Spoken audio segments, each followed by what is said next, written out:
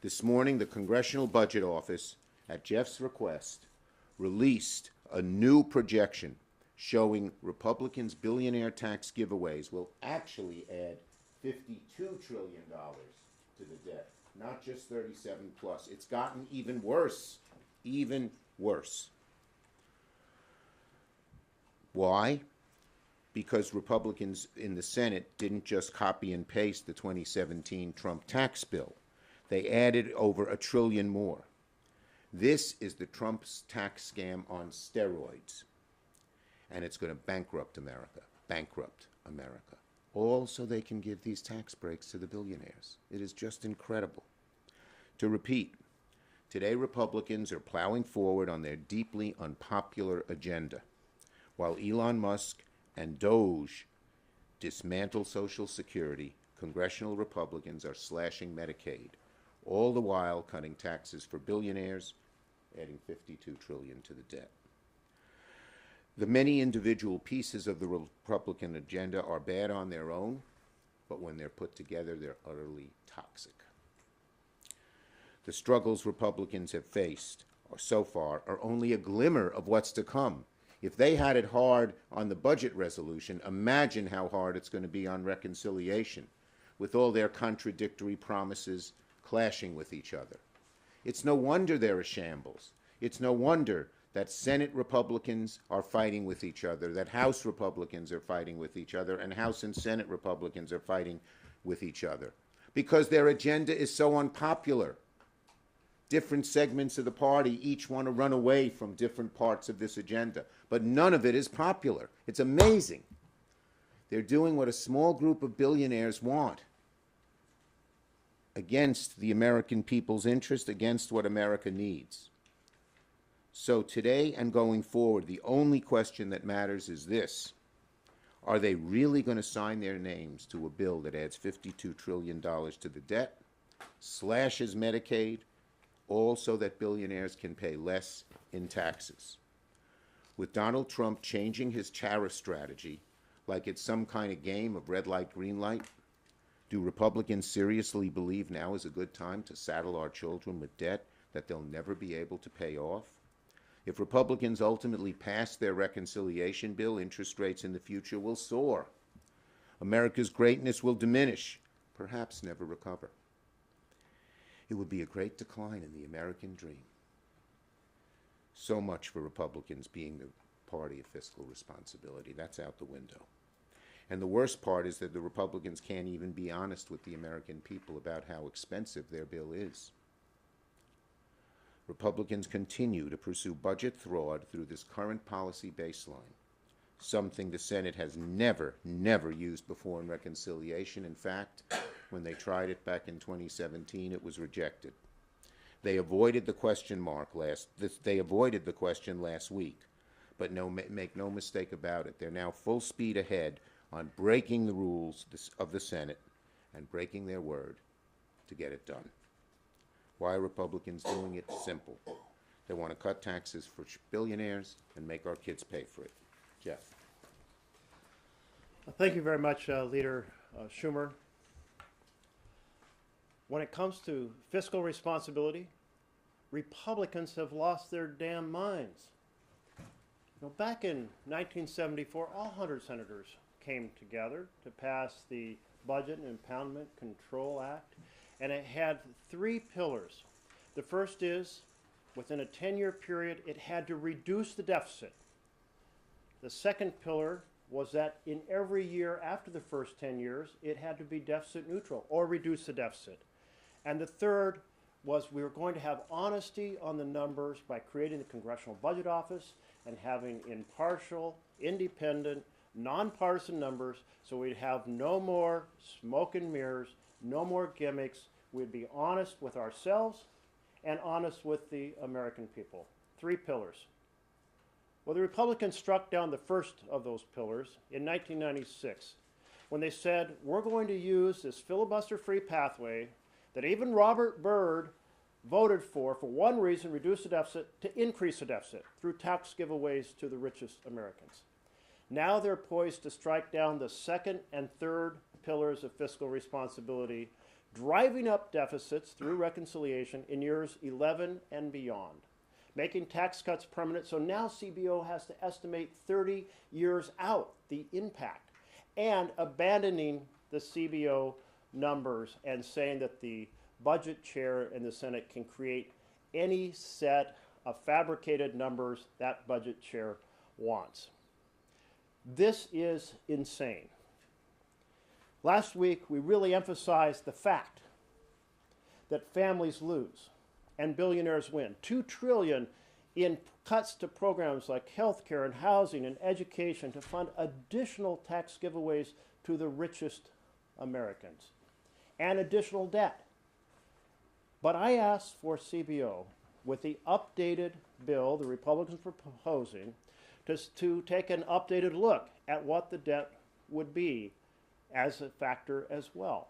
And now we have the results, as Leader Schumer has pointed out. It isn't 4.6 trillion over 10 years, it's 7 trillion over 10 years. It's not 37 trillion or more over 30 years, it's $52 trillion.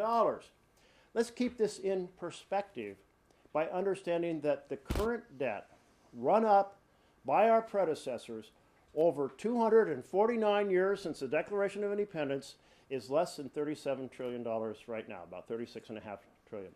They want to add in a single vote 52 trillion. And that's assuming the conservative interest numbers that CBO is using. Let's consider what happened yesterday. Yesterday there was a little surge of loss of faith in the American economy, and at the same time stocks were being sold off, which normally means people move their money into bonds and interest rates drop. The reverse happened. People fled bonds as well. This certainly panicked the administration and led to the 90-day pause. If that happens in the future and interest rates are 1% higher than CBO is estimating, this isn't 52 trillion, it's now 76 trillion. Republicans are paving the path to debt that will burden our children for a generation to come, hurting normal families. If we take and look at the fact that interest rates under CBO's analysis will go up, that means higher interest families have to pay on their home loans. That means higher interest on their auto loans. It means a shrinking economy, and the share of that shrinking economy will average $4,300 in current today dollars for a family 30 years out. So impoverishing families in the future, cutting the programs families depend upon to thrive, inflicting massive debt on the next generation. No matter how you look at it, the Republicans have lost their mind on fiscal responsibility and on the understanding that we need to strengthen, not diminish, the foundations for families to thrive. Questions on this subject? Yes. So, are you guys advocating to let the tax rates expire? And then secondarily, at what point does the parliamentarian question happen? I mean, because you're talking about how this didn't happen this time.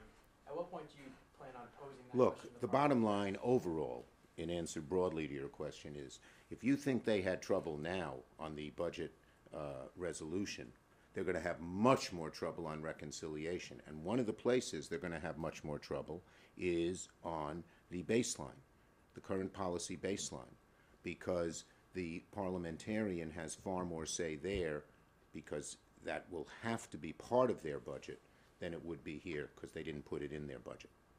Yes? So in relation to some of this meat of the forthcoming bill, Senate Republicans are proposing up to $175 billion in new border security funding. And what are your thoughts on that sort of security investment? Look, the bottom line is very simple. Their overall budget is awful. And it is huge cuts to Medicaid, to SNAP, to housing, to veterans, up and across the board. Even cuts on Social Security when they indirectly hurt it, to give tax breaks to billionaires. And so the bottom line is it's a terrible budget, and we're going to fight it tooth and nail, the whole thing. Yes? So the debt limit does need to be increased probably by August.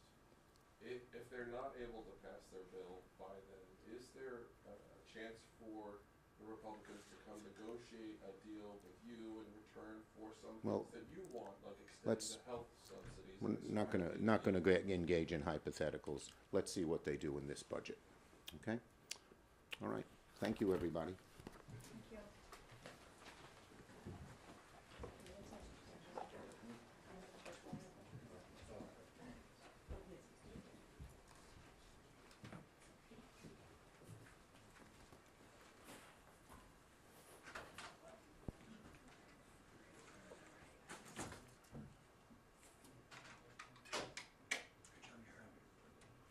I saw you. Man, that was quick.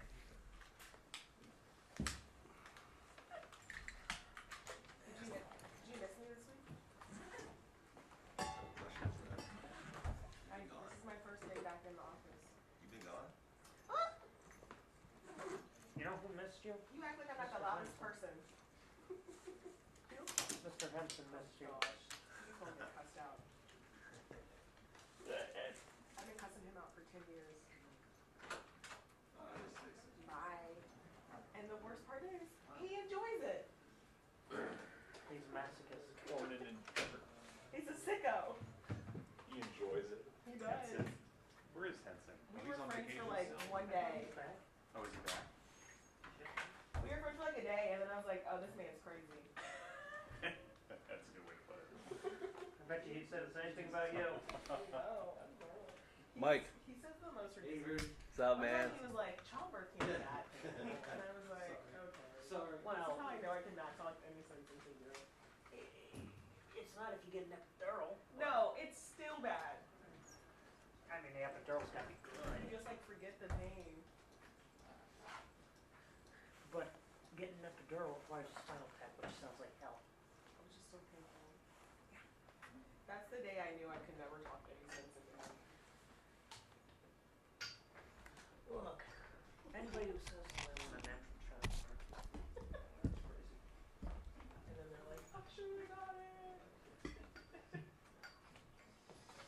It's like when I got on vaccine kids. Listen, give me a vaccine. Give me all the vaccines. I did get all of them. And I'm still here.